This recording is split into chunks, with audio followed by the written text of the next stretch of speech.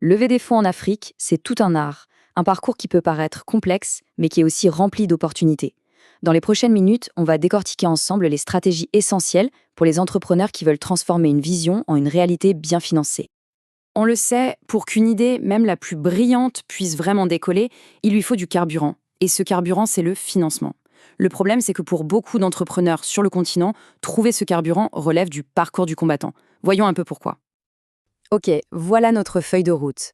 On va d'abord plonger au cœur du problème, les défis spécifiques au financement en Afrique. Ensuite, on explorera les solutions, des plus classiques aux plus modernes. Et pour finir, on verra comment préparer un dossier en béton pour mettre toutes les chances de son côté. Alors, commençons par la base. Pourquoi est-ce que c'est si compliqué de trouver des financements en Afrique? C'est crucial de bien comprendre ces obstacles parce que c'est la toute première étape pour pouvoir les surmonter. La question a l'air simple, mais la réponse est un peu plus complexe. Concrètement, qu'est-ce qui rend la vie si dure aux petites et moyennes entreprises du continent quand elles cherchent des fonds? En fait, c'est un cocktail de plusieurs facteurs. D'abord, beaucoup d'entrepreneurs ont des projets incroyables, mais ils n'ont pas forcément les garanties solides à mettre sur la table. Si on ajoute à ça une certaine instabilité économique dans plusieurs régions, ça fait grimper la perception du risque chez les prêteurs. Et le résultat de tout ça? Eh bien, les banques traditionnelles deviennent très frileuses, voire carrément réticentes à financer les PME. Bon, face à ces difficultés, vers qui se tourner? La première option, la plus évidente, c'est bien sûr la voie traditionnelle. On parle ici des banques et des institutions de microfinance. Là, il y a un vrai choix stratégique à faire.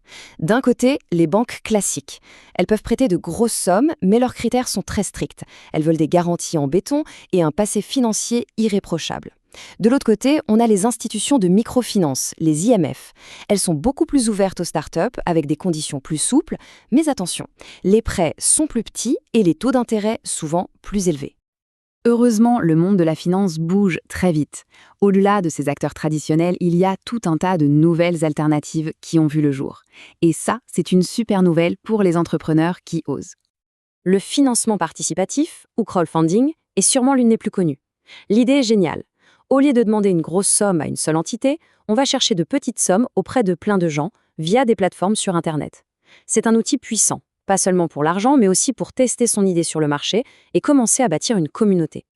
Une autre piste très puissante, c'est celle des investisseurs privés. Eux, ils n'apportent pas juste un chèque. Leur vraie valeur ajoutée, c'est souvent leur expérience du secteur et leur carnet d'adresses. Mais bien sûr, ce soutien a un coût.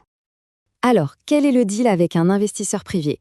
En gros, ils prennent un risque en pariant sur une idée innovante. En échange, ils attendent un retour sur investissement rapide et important. Et ça veut souvent dire qu'ils prennent une part du capital de l'entreprise. Il faut donc bien peser le pour et le contre. D'un côté, l'expertise et la flexibilité. De l'autre, une perte d'une partie du contrôle et une pression constante pour la croissance. Et puis, il y a une option qu'il ne faut surtout pas oublier, les prêts à taux zéro. Ils viennent souvent de gouvernements, de fondations ou d'ONG. C'est une véritable bouffée d'air frais parce qu'il donne accès à du capital sans le poids des intérêts à rembourser. Pour une jeune pousse, ça peut vraiment tout changer au démarrage. Ok, maintenant on a une bien meilleure vision de la carte des financements possibles.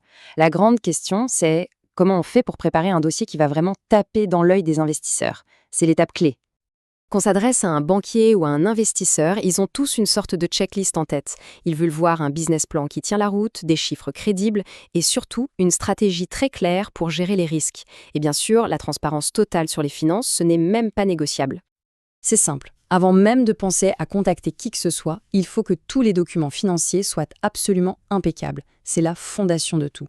C'est le ticket d'entrée. Sans ça, la porte restera fermée. Il faut voir ce processus comme un marathon, pas comme un sprint.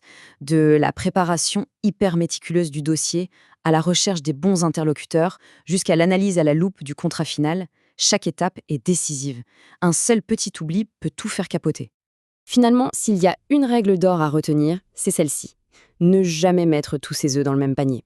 Diversifier ses sources de financement, ce n'est pas juste une façon de limiter les risques. C'est la meilleure manière de bâtir une entreprise plus solide, plus agile et au final plus résiliente. Voilà, la carte du financement est maintenant sur la table. Tous les chemins sont possibles. La grande question qui reste, c'est de savoir lequel est le bon pour l'avenir du projet. Le choix de cette stratégie sera sans aucun doute déterminant pour la suite de l'aventure.